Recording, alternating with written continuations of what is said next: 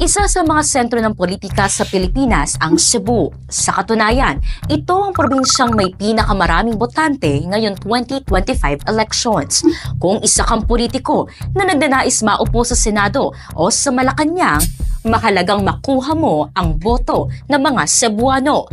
Pero para magawa ito, kailangan mong maging kaalyado ang ilan sa mga kilalang political family sa probinsya. Sino-sino nga ba sila?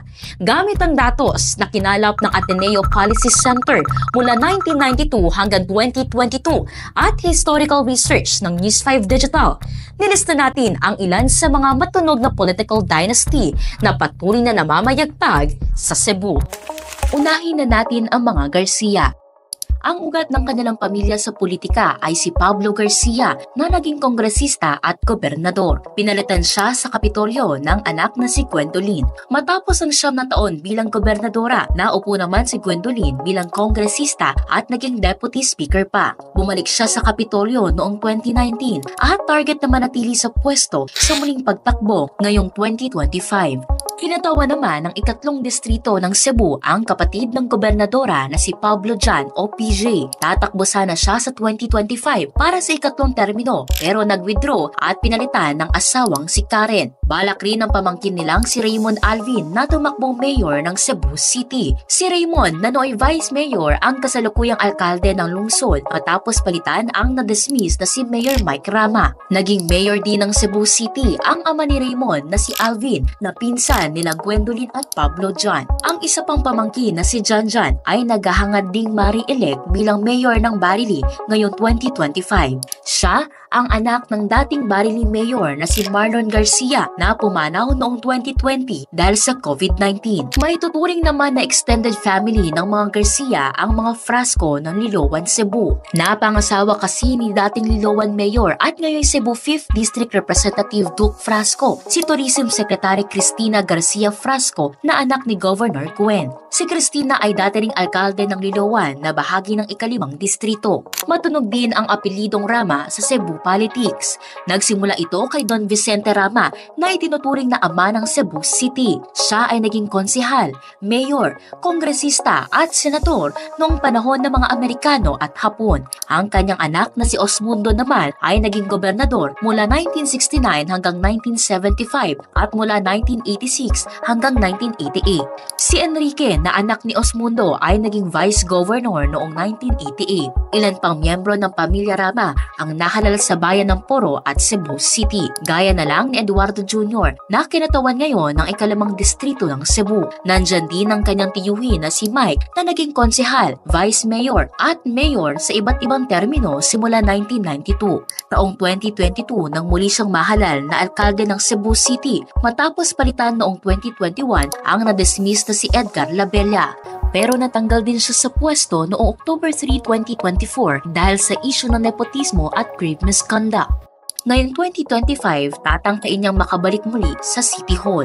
Bigatin din sa Cebu ang pamilya Gullas. Sila ang may-ari ng Diaryong Freeman at University of the Visayas. Nagsimula ang kanilang karera sa politika kay Paulino Gullas na naging kongresista noong 1925. Sumunod sa yapak niya ang pamangking si Eduardo Gullas Sr. o mas kilala bilang Eddie Cool. Naging mayor siya ng Talisay, gobernador at kongresista sa iba't ibang taon mula 1969 hanggang magretiro noong 2022. Naging mayor at kongresista rin ang anak ni Eduardo na si Gerald Anthony na kilala rin bilang Samsam. Walang kalaban si Samsam sa ikatlong pagtakbo niya bilang mayor ng Talisay ngayong 2025. Muli ring kumakandidato bilang konsehal ang kapatid ni Samsam na si Eduardo III o D. Cool. Ang misis naman ni Samsam na si Rhea ay re-electionist sa pagkakongresista ng 1st District ng Cebu. Nakasabay din ng mga gulya sa Cebu politics ang pamilya Cuenco. Unang pumasok sa politika si Mariano Jesus Cuenco na naging kongresista, mayor, governor at senador noong panahon ng mga Amerikano. Ang kapatid naman ni Mariano na si Miguel ay naging kongresista. Ang kanilang pamangkin na si Manuel ay naging gobernador pagkatapos ng World War II. Si Antonio naman na anak ni Manuel ay naging kongresista sa iba't ibang termino mula 1965 hanggang 2010 bago nasawi dahil sa COVID-19 complications noong 2020. Hindi na natapos ni Antonio ang kanyang termino bilang konsehal ng Cebu City, kaya pinalitan siya ng anak na si James Anthony. Tatakbong konsehal si James Anthony ngayon 2025. Sa Northern Cebu, bigati ng pamilya Durano.